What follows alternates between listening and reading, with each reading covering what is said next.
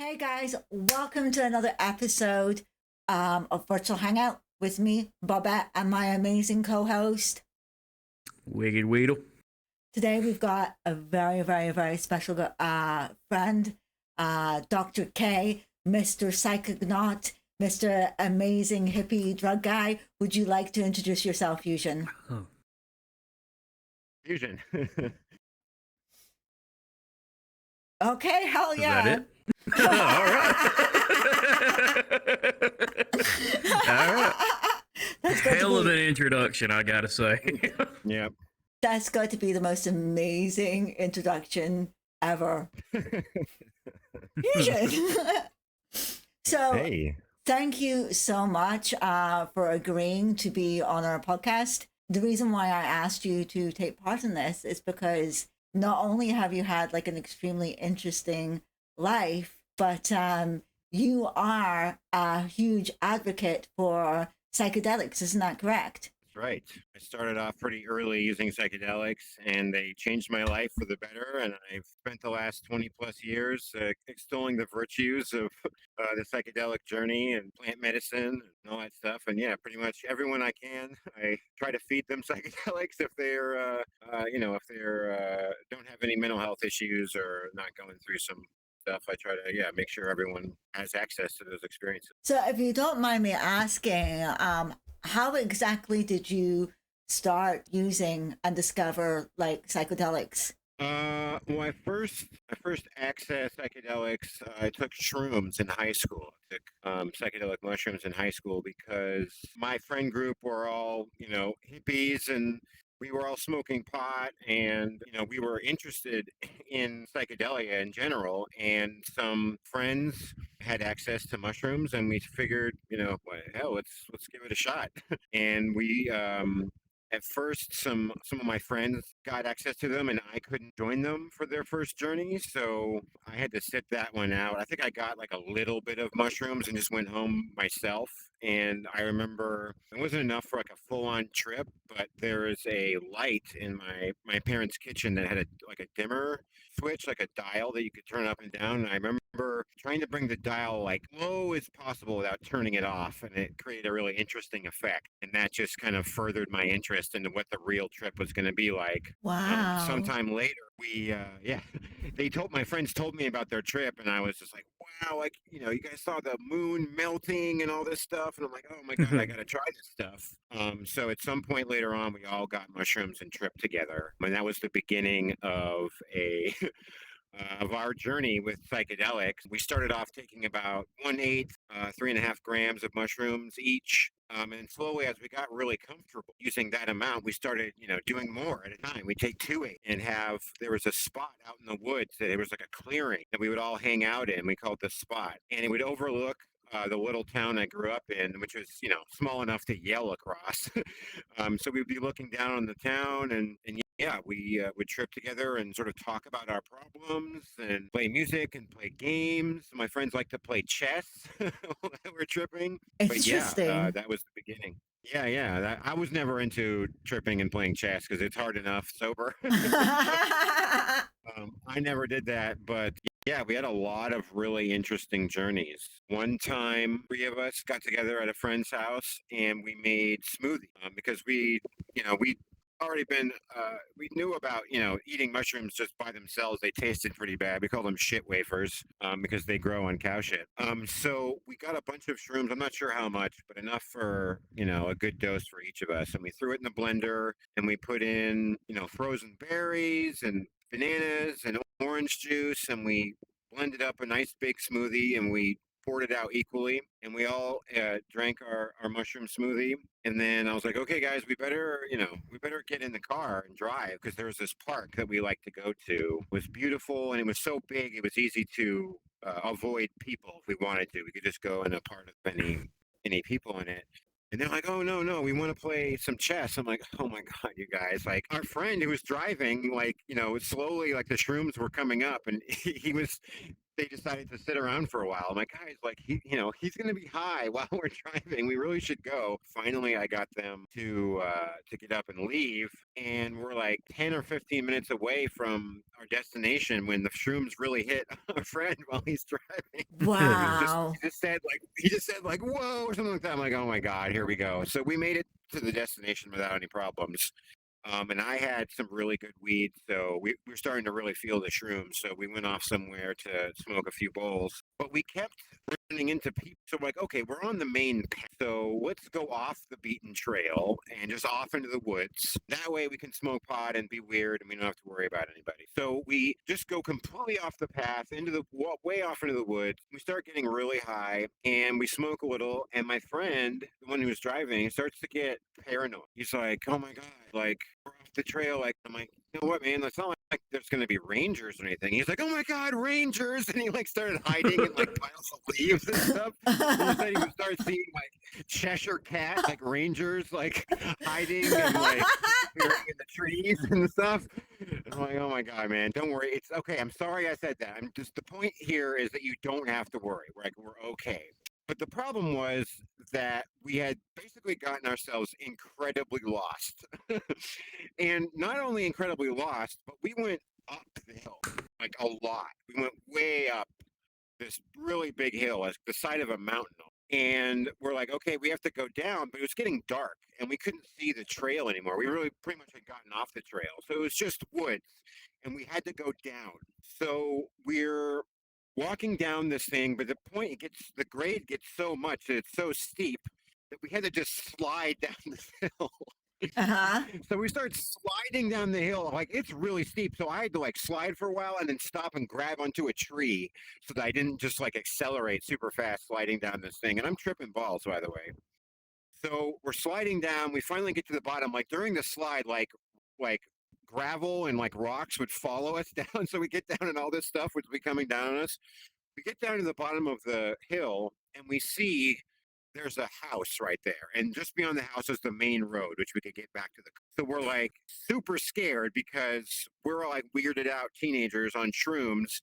And there's like a dark house with a porch light on and a bunch of like scattered, like broken cars, like with their wheels taken off. And we're like, we're going to get shot. Like, we need to like run through this guy's property and then hope he doesn't see us. And it looks like some serious hillbilly shit. So, like, we just run across this guy's property. Like, if maybe there's no one home, I don't know, but we were super scared. We got to the main road. Every car that drove by like had this crazy Doppler effect on it. So like the lights would go like just giant tracers. We made it back to the guy's car, and since it was there after hours, we had a ticket on it. Oh, Damn. So we all made it out of there okay. It was a pretty wild journey. I remember getting home and being high, and like dinner was waiting for me. My parents had made me dinner, and like I just took took the plate into my room and just tripped by myself for the rest of the night. But yeah, that was one of our interesting shroom adventures early on. Damn. You used to run a harm reduction community, didn't you? Yeah, that's right. From about 2012 or 2013 until 2017, I ran an IRC channel for people using opioids. And at the time in America, that was when sort of the second wave of, so like in the mid aughts or the late aughts, what happened were these pill mills would come up. These doctors that, for lots of money, would prescribe people like, abuse level dosage of oxy. And that sort of started to peter out when I was doing this community, but they were still pretty widely available. And most people hadn't switched to heroin yet, but it was starting to happen because the pills became more expensive and heroin was cheaper. So God. people started slowly moving from oxycodone to heroin. And I was using, oxycodone just because some friends sort of turned me on to opiate pills. And when theirs weren't strong enough, they took morphine. When I started finding oxy. And I, have a long history with running communities and being an IRC. So I created a channel on a network that was linked to the Reddit opiates subreddit. So there was a link, a web chat link on Reddit opiates to join and chat, because I've always been a fan of real time chat. Like on forums like Reddit, like you can type something and maybe someone will instantly reply, or maybe they won't for 4 hours, you know. So I wanted to be able to give people real time advice and help. And since I'd studied drugs pretty thoroughly and then was starting to use them myself, I teamed up with some other folks and we ran this community that would, you know, people are going to use drugs, and that's the principle behind harm reduction. Is abstinence never works. You know, like Mhm. in schools they try to teach sexual abstinence. It's like, oh, just don't do it. It's like, well, that's there's still a bunch of teen pregnancies when you say that. Like people are going to have sex, Yeah. so you might as Yep. well give them condoms and birth control and stuff like that. Same deal with drugs. You can't Yes. just say don't use drugs. Like some people will listen to you, but the majority of folks are going to try it themselves. So you want to lay out information, as much information as you possibly can to these people so that they can use their drugs safely, and without harm, or as with little harm as possible. So we would create guides to using each one of these opioids safely, the different routes of administration. So routes of administration is like orally or sniffing or smoking or injecting or rectally. Yeah, I was um, about to say, put it so up your butt. yeah, yeah. So we would random people who were opioid users would come into this channel and they'd have questions. They'd be like, "Oh my god, like I've never used oxy before, but I've got these pills, like." And then there's instant release, and then there's extended release. And you know, junkies and people who want to get high, like they don't like the extended release because that doesn't really get you high. A small amount of the drug enters your system every, you know, amount of time over the course of 8 hours. Uh-huh. And of course, there's people who want to abuse that still. So there's methods to getting around these pills that had a matrix on them, or that would cause them to release a little bit of the drug.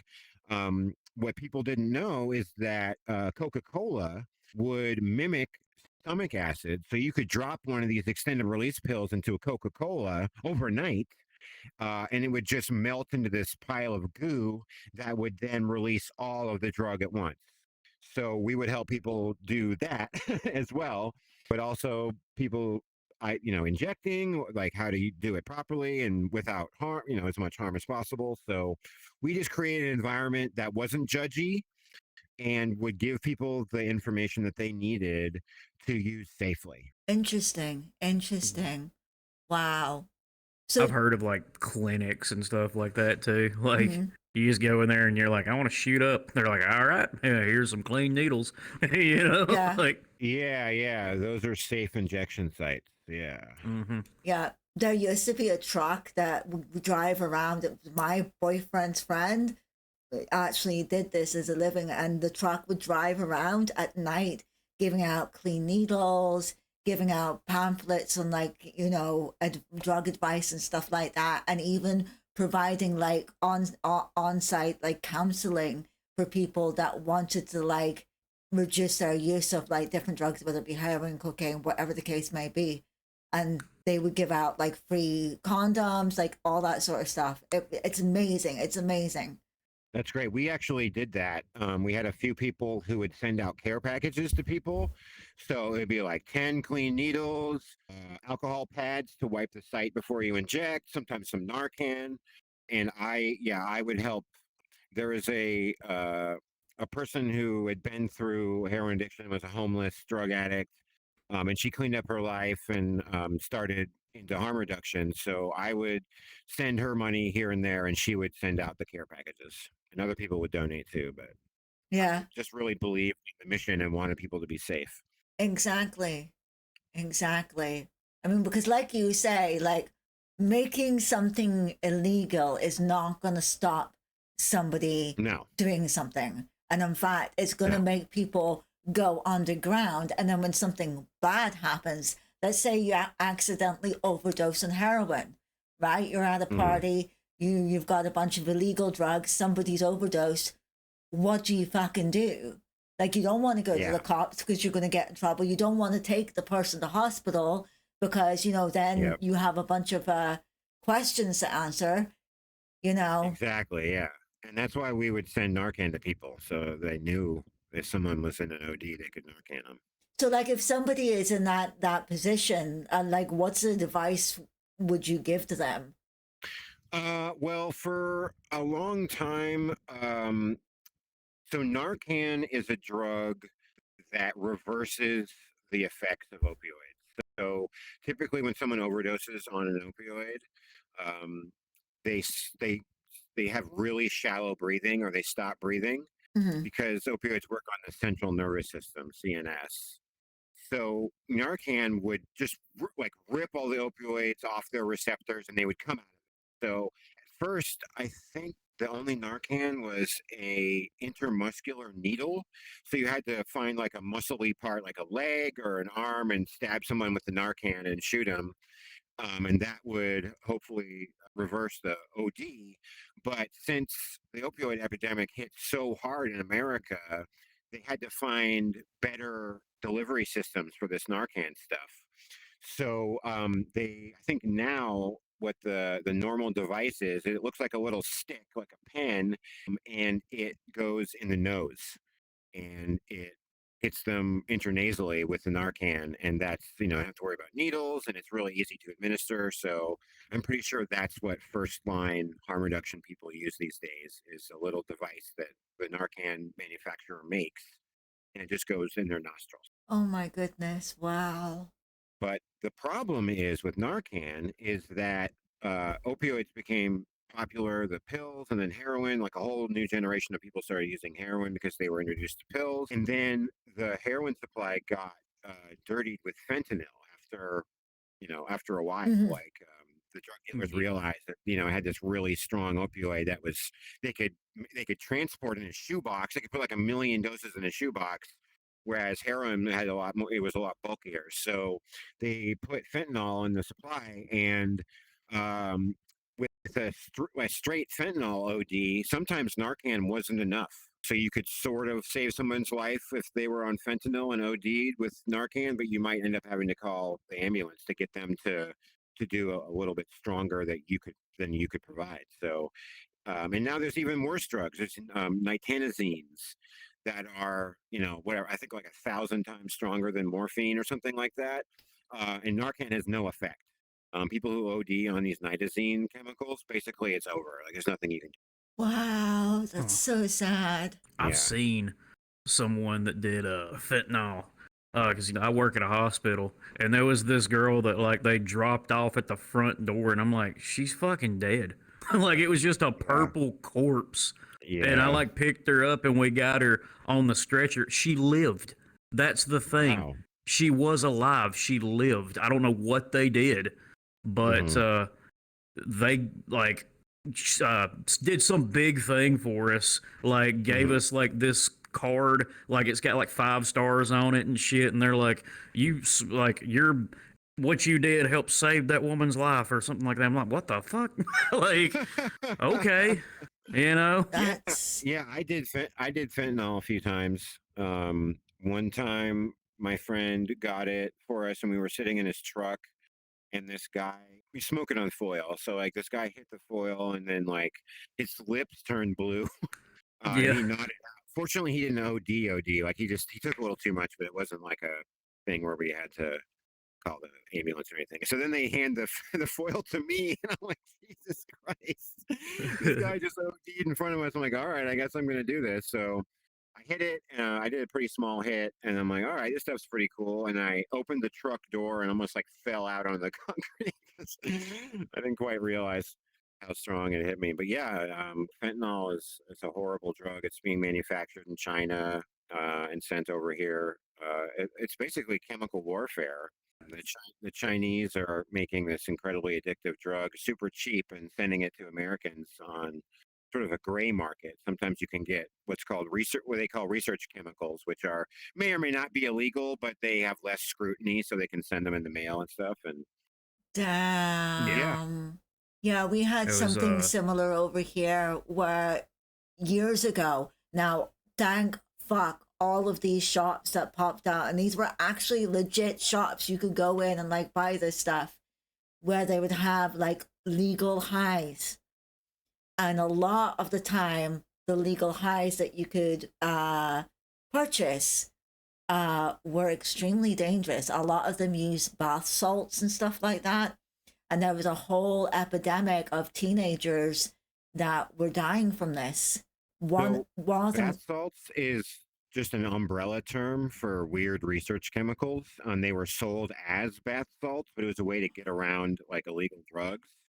oh So, my God. yeah, so one of the drugs that was bath salts was meow meow or Mhm. mephedrone, which is like a weird kind of mix of ecstasy and cocaine and all sorts of weird stuff, like the effects anyway. It's its own drug. But Yeah. yeah, absolutely, that happened in America too.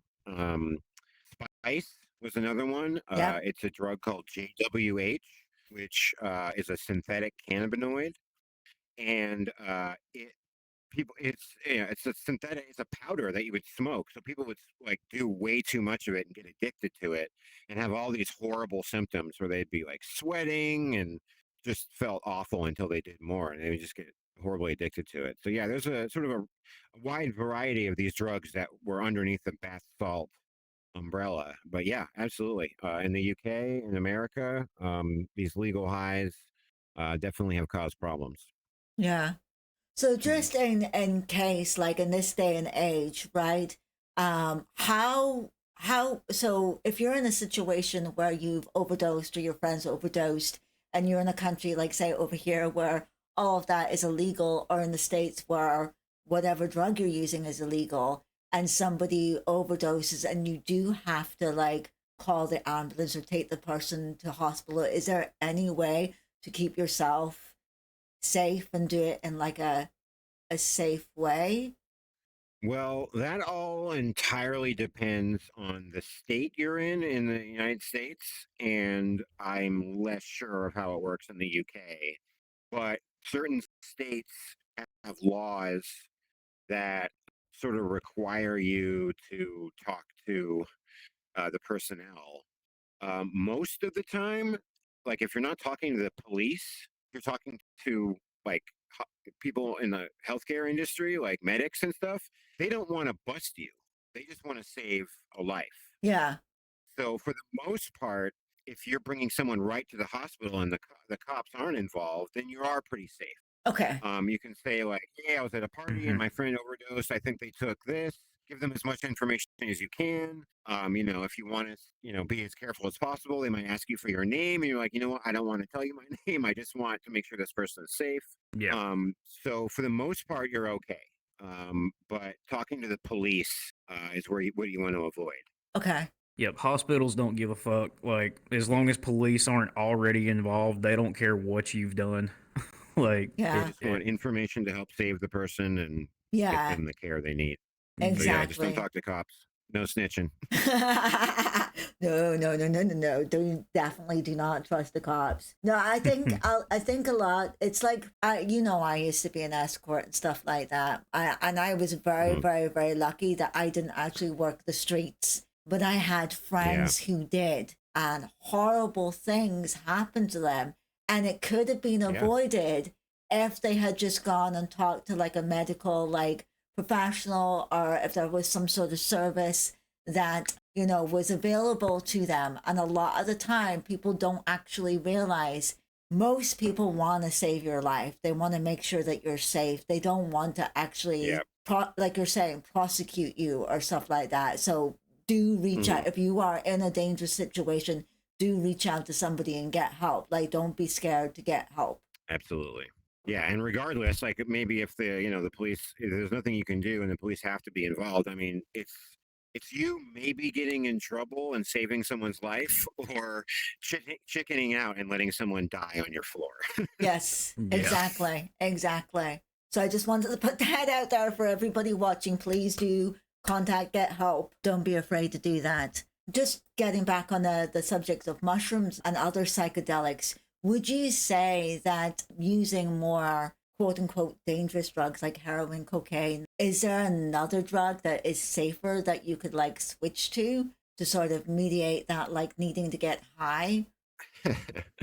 Yeah, I mean, I learned, the hard way that like drugs that just juice your pleasure centers, like think that just make you feel really good. So like cocaine, heroin, speed, pills, stuff like that. Those don't do anything for you. They just make you feel really good for a little bit of time and then probably pretty bad. So psychedelics and cannabis are great drugs because they not only make you feel good, they make you creative. They make you think in a different way. So you can't use those all the time either. They kind of have built-in anti-abuse. If you take mushrooms one day, yeah, if you take them again the next day, they're basically not going to work. Same with LSD. You have to wait a couple of weeks before they'll really work again. So people who want to avoid like alcohol and like hard drugs like cocaine and heroin and stuff like that, but still want to get high, I mean, really, your best bet would be to use cannabis. It's got you could, if you don't want to smoke or you don't want to cause damage to your lungs, you can always eat edibles, and you can safely dose it. There's no way to overdose on weed, but that's really the best bet. There's a plant in the coffee family called kratom, and Hmm. it is a plant, and it works on your opioid receptors, but it doesn't modify or otherwise change the central nervous system. So you can't overdose on it. If you took too much kratom, you'd throw up. You'd never stop breathing or anything like that. It's pretty safe, but it's not a good alternative for people looking to get high because it's addictive. If you're the kind of person who can just take it 1 day or 2 days and then put it down for the rest of the week or so, then it's great. You could make tea, you can eat a leaf, but ultimately it's not a good replacement because it's addictive. Okay, good to know. Good to know. So if somebody is thinking of getting into like they want to try like weed or they want to try mushrooms, like what advice would you give them? I know when we had this conversation, you did a whole entire like psych check on me. Hmm. Yeah. So psychedelics, are a lot of fun, but they're not a toy, right? So there's, things you have to consider when someone who's new to psychedelics. And like I told you, the big mantra in the psychedelic community is set and setting. And what that means is mindset. So where are you in your head? Like, have you just gone through something traumatic? Like, did you just break up with somebody? Did you lose a family member? Did you get kicked out of your house? These big life events. If you're going through something tough, ideally you don't want to take psychedelics because they're pretty much going to focus on that thing, and you probably have an unpleasant time. And then setting is just what it sounds like, where you are. Mhm. So you don't want to take psychedelics in a place you're uncomfortable at, like house party with a bunch of people you don't know, at like the carnival. Probably not a good idea. People taking these drugs can think of places that are would be bad. So like the best place would be like your home because you're comfortable there. Personally, I like to go out in nature. Ideally, you don't want to go too far out and get lost, like my story. Or if you have like a nice clearing, a nice area that you go to that doesn't have people in it, that would be really good to do psychedelics in. Finally, which is kind of part of the mindset part, is mental health. People who have pretty bad mental health issues that are seeing like psych regularly and stuff like that, maybe they're on medication. These people should really tread lightly and possibly forget about using psychedelics at all. Mhm. If you have schizophrenia in the family, even if you're, not schizophrenic, you might want to avoid, especially if you're under 25, because these mental health issues won't really surface until you're early to mid 20s. So you might not know what's coming, and then taking a psychedelic might trigger it. So if you have mental health issues in the family, especially your parents, it might be a good idea to just avoid psychedelics altogether. Mhm. My other advice would be to start low. You can always take more, but you can't untake what you've taken, right? Yes. So, with mushrooms, start with maybe 2.5 or 3.5 grams. That's a clinical dose. That's what they give to people to treat depression, is a single eighth of mushrooms. With LSD, just one hit, or you can just take half of a hit and see how that, an allergy test, just see how it affects you, because you can always take more. Yeah. So start low, get your drugs from a trusted source, take care of set and setting. Avoid them if you have mental health issues or you do in the family. And you should have a pretty safe journey. Bring music that you like, you feel comfortable. I always say you can't go wrong with Bob Marley. Like reggae is very feel good music, and Sublime, stuff like that. Just really, uplifting, positive stuff that can help direct your trip. Because I found that if you're getting to a place that you don't like while you're on psychedelics, you can always put on a nice tune, and it'll direct your trip to a nicer place. Mm-hmm. Mm-hmm. Okay. Mm. How about with weed? Because weed is a little bit different, is not correct? Yeah, I mean, weed's not a psychedelic. It sort of moves into the area of psychedelic if you take it orally. When you take THC orally, it gets changes in your liver to a completely different drug than it does when you're smoking it, and it can cause a little bit more of a psychedelic experience. You can sort of get tracers and sort of green out. So with weed, like people who aren't familiar, who don't use it, have never used it before, or haven't used it very much, same deal. Don't take like a large dose of an edible because it'll probably just put you to sleep, or you might just have a really bad time. If you're smoking, just take one or two hits and wait 20 minutes. Give it time to seep in. In fact, people who have never smoked before, sometimes the first time it doesn't even work on them. It takes a few times. Oh, So, wow. always just start low and slow and just gradually move up. Because I've Okay. seen people just take large doses of stuff the first time and they have a bad time. So, be patient, start low. You can always take more. Same deal with weed. Yeah. Yep. So one of the questions that I wanted to ask you about is how LSD kind of fueled the hippie movement. Isn't that correct? Yes, it is. LSD was first synthesized in 1938 by Albert Hofmann, who's a Swiss chemist who worked for this company called Sandoz. He actually didn't try it himself until a few years later. I want to say 1943. And this is what's known in the psychedelic community as Bicycle Day. Albert Hoffman decided to take what he thought was a threshold dose of this new chemical he created.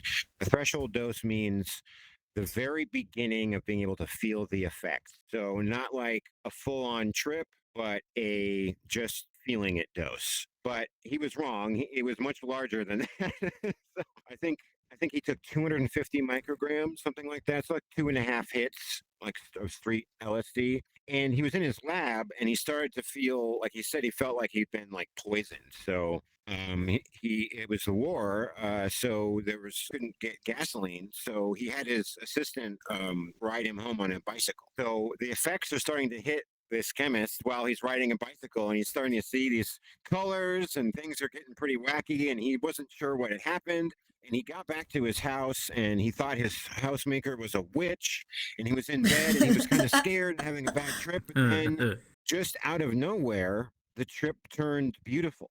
He got out of bed, and he looked on his front lawn, and everything was beautiful, and he could hear the insects flying around, and he thought the flowers were beautiful. And he realized that he discovered this brand new compound.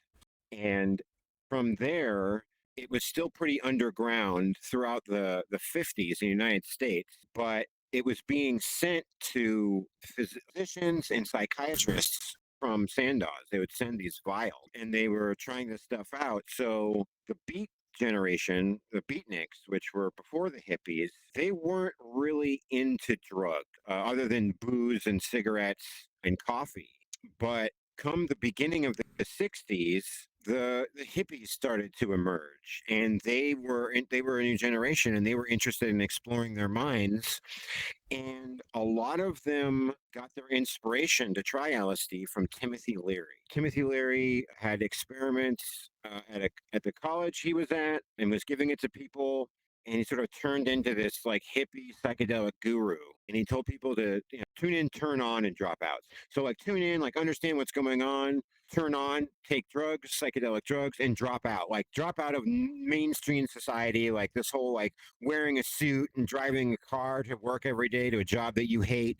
Like just get away from that stuff. Yeah. And from what I understand, like the culture just moved, kind of built around that. In the 60s, around that time, we got the Grateful Dead, who were originally the Warlocks, and their whole thing was taking drugs and feeding it to everybody. And the what's it called, Ken Kesey, the pranksters, the merry pranksters, highly affiliated with the Dead. They got on this bus called Further that was painted with all sorts of psychedelic stuff. They would drive around the country just spraying acid on people, which was, in my personally, I think is fucking horrible. Like, imagine if you're like a grandma on the street and these weird hippies come by and just splash you with acid, like you're going to have a horrible time. But ultimately, they did get to people who did want that experience, and they had these sort of like tastings and stuff where they would fill up plastic bins Kool-Aid and they would put a bunch of LSD in there, and they figured out that when you filled up like a single styrofoam cup, they used math to figure out that one, they would put a little mark on the cup and you would fill it up to that level, and that was one hit of LSD. In fact, my father was at one of these tastings and brought a friend. He's like, "Yeah, there's acid in this Kool-Aid, man." He's like, "No, I don't believe you. I don't believe you." And he just drank like a bunch of it and ended up ripping off all his clothes and running down the street and stuff like that.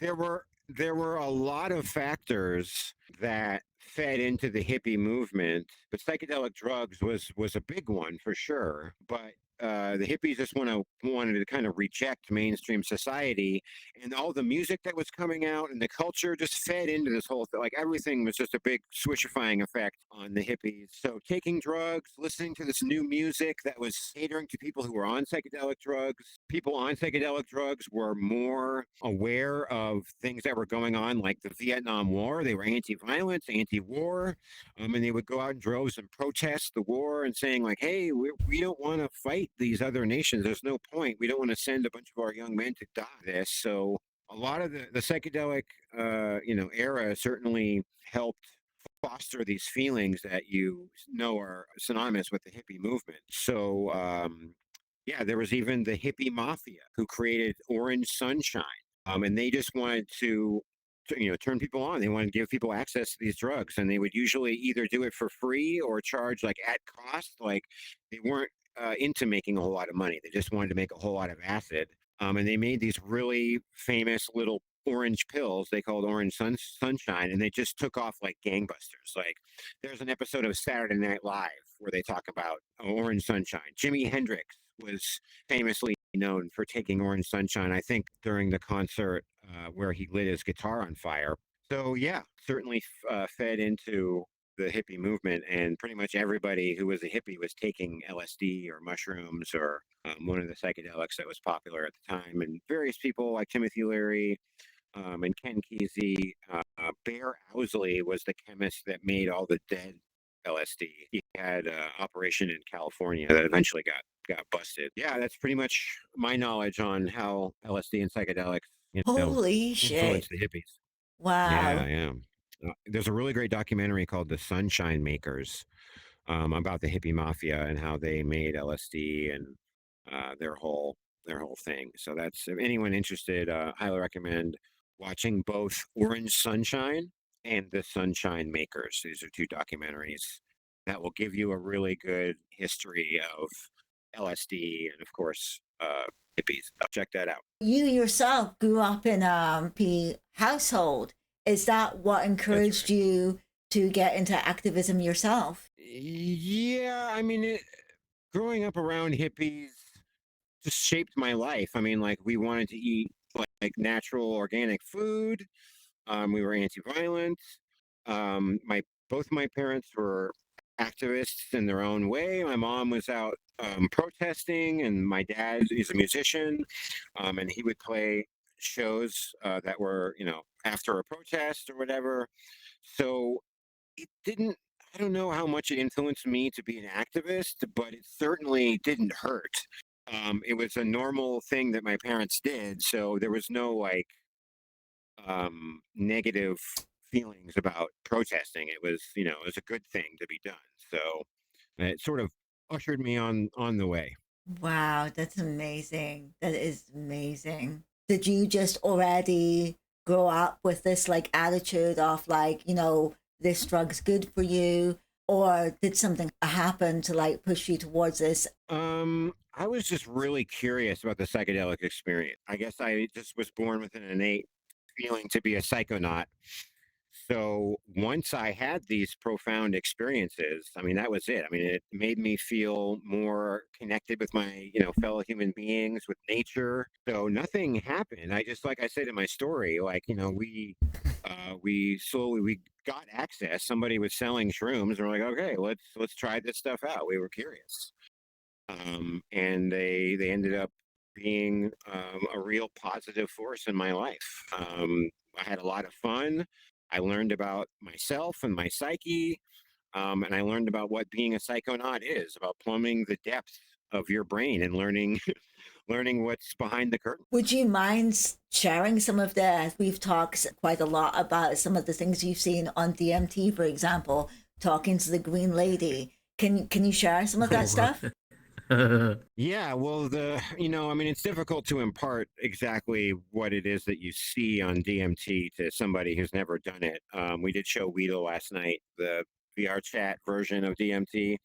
Yeah, Um, it's wild. the Green Lady is actually something that people report seeing a lot. And I had somewhat recently, I had taken some pretty good hits off my DMT pen, and I closed my eyes and I saw this green apparition that didn't necessarily have human like qualities per se, but it gave me this really big, like feminine energy. I felt like I was just talking to like a female. And I started hearing this bizarre noise in my head, like a sipping, like I described it as like a robot, like drinking syrup. That's like what it was. And I don't remember the contents of our conversation because I was just so high, and the brain starts to sort of protect you from these experiences by making you forget, basically. But I remember sort of speaking telepathically. I remember just hearing this robot syrup noise in my head, and she was trying to tell me something, but I'm not sure if I knew what it was. I've seen something else that people report seeing a lot is the dancing machine elves, sort of these trickster like characters that are kind of fantasy, like elvish, like munchkins that sort of dance around and sort of laugh, and they cover their face. They're like they know this secret that they won't tell you. That's really funny. To come follow them, and stuff like that. I've seen amazing geometric shapes, like a kaleidoscope. If you've ever seen a kaleidoscope, it's kind of similar to that. I've just sort of talked to these gesture entities with my mind. Like I've just had these telepathic communications, of which I couldn't really describe. But yeah, DMT is incredibly powerful. Um, it can be found in the wild. It's in nature. It's in various grasses, mimosa, which is this plant that grows in the southern parts of America and Mexico, and it contains you can get the largest yield of DMT from Mimosa hostilis root bark. It's just literally they use mimosa in dyes. It's red, so you can use it as a dye. It's used as a skin cream product in Mexico. Most people who use it don't know that it's full of one of the most potent psychedelics known to man. And anybody can take this root bark and grind it up into powder and use various um, solvents and stuff to mix it together, and then pull out the DMT and then put it in the freezer, and they get these DMT crystals. And it's one of the Wow. easiest drugs to make. I made it in my kitchen a long time ago, in like 2012 or so, with a friend who had a little bit of organic chemistry knowledge. And with just a few beakers and some lye and some naphtha, and some heating elements and stuff, we extracted our own DMT. So that's Damn. people. A lot of people are interested in it because it's so easy to produce in your own home. There's a community online called Erowid, and Erowid is a bunch of just information on all drugs. But what's really useful to people using psychedelics is that each psychedelic has an experiences section. You can click on the experiences, and people will Okay. write down what's happened to them on the certain Yes. drug. So that does happen. Yeah. So people will say, well, we'll say one thing, and then you'll read another story, and it'll have something similar happen. So, in my opinion, I think that I'm a big believer in the collective unconscious, right? So like Hmm. it's this thing out in space, in space, in another dimension of all, all living things, all human beings can connect to this collective unconscious. And when they're having these drug experiences, maybe they are sort of connected to other people. At least that's what I believe, anyway. And yeah, I think that's where these similar experiences come from. And also, I mean, they're taking the same drug. We're all human, so sometimes the same stuff happens. Okay, so you wouldn't put it Yeah. necessarily down to some sort of like spiritual experience. No, I mean, I think it's an experience of the universe. I think we're all human beings, and like we don't know what happens when we dream. Like we don't know everything that's going on and how our brains work and how reality works. So call it spiritual if you will, but I think we're all connected. I think everyone's connected in some way that we can't quite describe. Hmm. I think Damn. one more thing you want to talk to me about was the darknet. Yes, the dark net. Can we talk about the So dark yeah, well, net? yeah, so we'll end on that. Wow, my battery's getting low. So yeah, we'll keep this brief. So the darknet, people describe the darknet as a lot of different things. Really, that's just a website you can't get to by searching with Google. So there could be normal websites that are on the darknet; they're just not searchable. But what I'm talking about is websites that are on Tor, the onion router. Mm-hmm. And Yep. this is a technology that was created by the Navy, Mm-hmm. but and the basics of it is that you connect to other people using the network so that your source address, where you're coming from, is obscured. So you connect to this person, that person, and these people might be completely other parts of the world. They could be in Brazil, and you could be in the UK, and then Tokyo, and it'll be all over the place. So this allows for basically hidden websites you can't get to unless you use the Tor browser. Mm-hmm. And you can find this by going to torproject.org. Anyone can download it. It's free and easy. It's just a browser that will visit .onion sites. So any Tor sites are going to have a .onion. They won't have .com or .edu or anything like that. They have .onion. So in 2011 or so, this website popped up on the darknet called the Silk Road. Mm-hmm. And the Silk Road offered I've heard of it. drugs for sale, guns, like Yep. hits for hire, like all sorts of just ugly shit. But what I was interested in is that you could get drugs in the mail. And basically, how these darknet sites work is you visit the site, you create a login, you log in with the username and password, and you browse the stuff and you find something. And these vendors, they work like eBay, right? So somebody buys a product, they get it, they write a review. So brand new vendors that don't have any reviews, like personally, I stay away from. They could be scammers. They could just not have any sales yet. But how it works is you order your product, you send Bitcoin or whatever the cryptocurrency that the market is using to an escrow account. Then you receive the drugs, you release the escrow, and you write a review. Mm-hmm. So the Silk Road was the first one of these kinds of websites, and a bunch of things happened at once. Tor was readily available. Bitcoin had just become popular a few years earlier, so people could get it. It was mostly anonymous. People were learning at the time that it actually could be tracked. So that's how some of these big drug dealers and these websites went down, is because we were using Bitcoin and they could actually be tracked. Because every transaction of Bitcoin ends up on the blockchain, which is readable by Yes. anybody. So you can see how these things happen. So the darknet was like the genie had come out of the bottle. Once one of these websites happened, it was only a matter of time before more started popping up. And um, basically, what would happen is two or three of these sites would show up after the Silk Road. One or two of them would become incredibly popular, while the other ones would still be making money, but not as many people used them.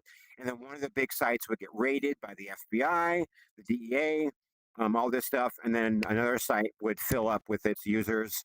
Sometimes these three-letter agencies would seize two of them and take down one and wait for everyone to flock to the other one, and then try to catch as many people as they could with that one. So using these sites as a user is pretty safe. Most of these agencies aren't after the users; they're just after the dealers. Mm-hmm.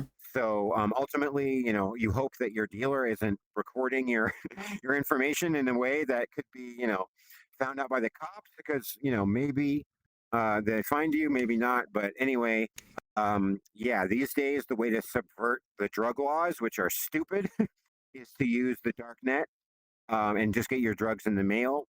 They look like every other piece of mail. They're used stealth. Sometimes these dealers will put your drugs in a box of crayons and send that to you, so that Yeah. anyone opening your package would just see crayons, and they'd need like a warrant to keep going to open up something if it's covered. So Yeah. yeah, that's the dark net. Nowadays, I'm not going to name any of them, but there's a few that are incredibly popular, and they've just learned from the last decade and a half all the ways that these other sites have been taken down, and they're getting sneakier and sneakier, and it's harder and harder to take them down. Could you, if Great. somebody wanted to like learn how to use one of these sites, is there something you could like recommend to teach them how to do it safely? Yeah, so there's this forum that's only on Tor called Dread. So if you search Google for Dread, you can find the onion link for it, and that has a lot of resources. Okay. Um, Darknet Market Noobs is like a part of it, so you can kind of explore Dread, and you can learn about how to safely use the darknet. Awesome. Amazing. Thank you so, so much for all of the information fusion. I really appreciate you giving me your time and agreeing to do all of this. Is there anything you would like to add? No, I think that's it. I really appreciate you having me on here. I'm glad to do it. I'd love for us to do another one. We could maybe touch on some other stuff, but Hell yeah. Leo, Bob, thank you so much for having me. I had a blast, and Hell I'm yeah, I'm dude. stoked to see this when it comes out. Yeah, happy days. I can't wait to see it. This one's going to be a good one. Well, guys, that has been another episode of Virtual Hangout. Please, if you're Cheers. going to take these substances, do your research. Don't be scared to reach out to like people. And we're going to put all the resources below the video so you can you can find information safely. Be careful, be well, and have a fantastic time, guys. We'll catch you next time. Bye. Yep. All right, see you guys.